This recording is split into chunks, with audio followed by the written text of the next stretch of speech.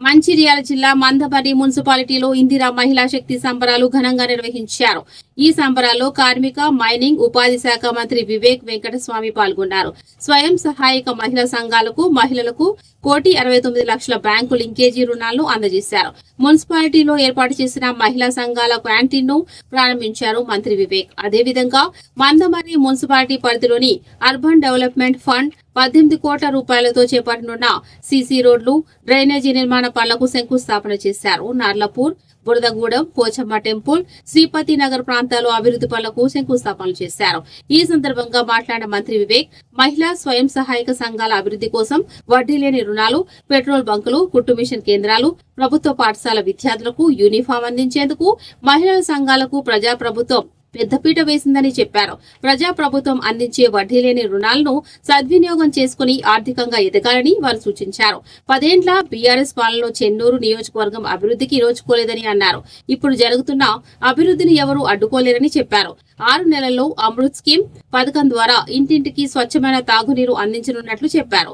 మనుగూరు, మందమర్రి మున్సిపాలిటీలు ఏజెన్సీ ఏరియాలో కోర్టు పరిధిలో ఉండడంతో ఎన్నికల నిర్వహణ సాధ్యం కాలేదని తెలియజేశారు.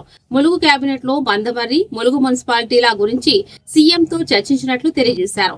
ఎమ్మెల్యేగా గెలుపొందాక మందమర్రి మున్సిపాలిటీ ఎన్నికల ప్రక్రియ కోసం కలెక్టర్ ద్వారా కోర్టులో కౌంటర్ దాఖలు చేశామని తెలిపారు. 50% పదవులు ఎస్టీలకు, చైర్మన్ ఎస్టీకి రిజర్వ్ అవుతుందని, ఈ ప్రతిపాదనను ఒప్పుకుంటే ఎన్నికలకు వీలవుతుందని తెలిపారు.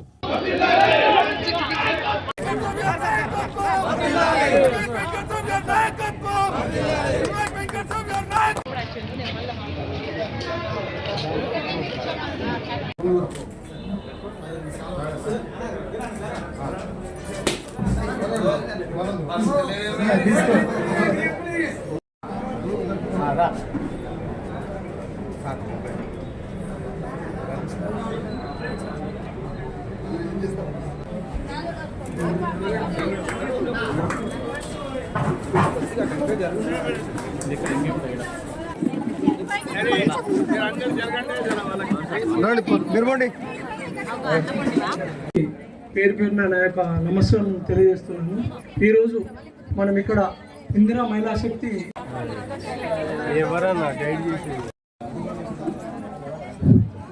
వేదికపై ఉన్న గౌరవనీయులు పెద్దలు,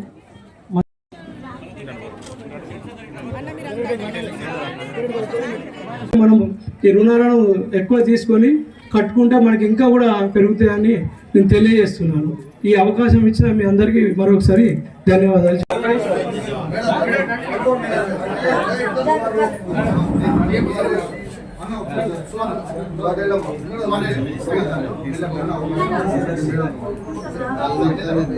జరగండి, మీకు కొద్దిగా వెనక జరగండి.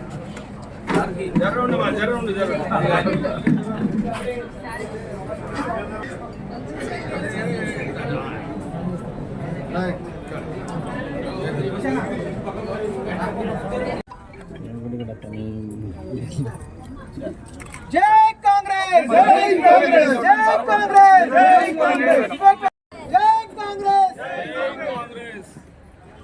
సీసీ రోడ్ కట్టడము, ఇతర వార్డులలో కూడా సీసీ రోడ్స్, డ్రైన్స్ పెట్టడం జరిగింది. తర్వాత టీఎఫ్ఐడిసిలో నిధులు ఉన్నాయి, పని చేద్దామనుకుంటే ఖజానా ఖాళీ అయిన సంగతి మీ అందరూ తెలుసు. టీఆర్ఎస్ ప్రభుత్వంలో 8 లక్షల కోట్ల అప్పు తీసుకున్న తర్వాత నిధులన్నీ కూడా ఖాళీ అయిపోయాయి. ఎవరు ఆపలేదు.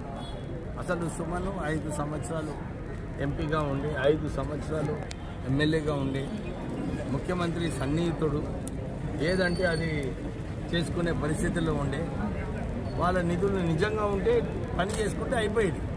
కానీ కేవలము ఆ రోజులలో ఫైనాన్షియల్ శాంక్షన్ లేకుండా 2,300 కోట్ల రూపాయలు మన రాష్ట్రం అంతా శాంక్షన్ చేయించుకొని ఓట్లు వేయించుకుందామని.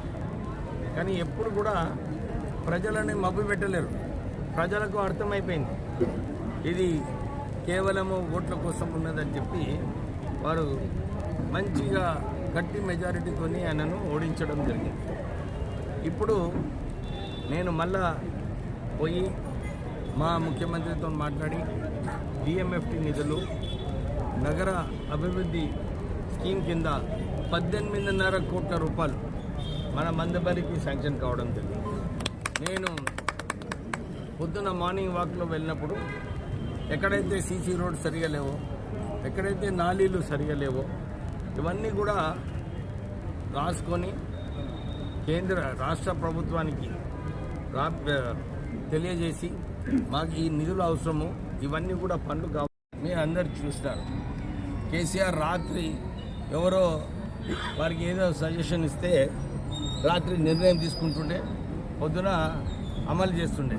ఇట్లనే కాళేశ్వరంలో నిర్ణయం తీసుకొని రాష్ట్ర ప్రజలకు 1,00,000 కోట్ల రూపాయలు అన్యాయం చేయడం జరిగింది. అట్లానే ఆ రోజులలో ఈ డిస్ట్రిక్ట్ కూడా ఇట్లనే వారు బైఫర్కేట్ చేయడం జరిగింది నిన్ననే క్యాబినెట్ సమావేశంలో. ఎందుకంటే కేంద్ర ప్రభుత్వం డీలిమిటేషను, కాస్ట్ సెన్సస్ ఏదైతే సర్వే ప్రారంభించారో ఇప్పుడు ఏ డిస్ట్రిక్ట్స్ కూడా దీంట్లో చేంజెస్ ఏమి ఉండవు. ఎందుకంటే 31 డిసెంబర్ వరకు ఏదైతే రాష్ట్రాలు నిర్ణయాలు తీసుకున్నారో డివిజన్ చేయడానికి, కలపడానికి, అదంతా కూడా 31 డిసెంబర్ నాడు అయిపోయింది.